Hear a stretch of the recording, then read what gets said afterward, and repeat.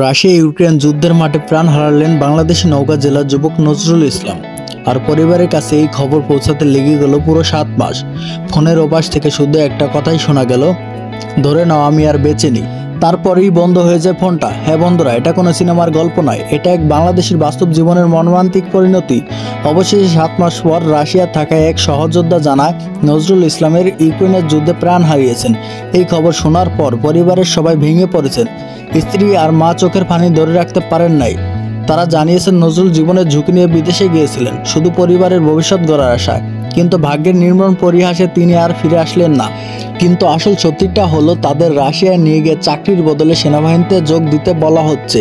অর্থাৎ বলা যায়, চাকরির নামে অনেক বাংলাদেশি প্রতারণা করে যুদ্ধে পাঠানো হচ্ছে। অনেকে মারা গেছেন, কেউ নিখোঁজ, আর কেউ এখনো যুদ্ধক্ষেত্রে আটকে আছেন। রাশিয়ার সরকারের পক্ষ থেকে এ বিষয়ে আনুষ্ঠানিক কোনো ঘোষণা না থাকলেও অনেক আন্তর্জাতিক সংবাদ মাধ্যম বলছে রাশিয়া যুদ্ধের জন্য বিদেশি নাগরিকদের টার্গেট করছে। তাই সতর্ক থাকুন।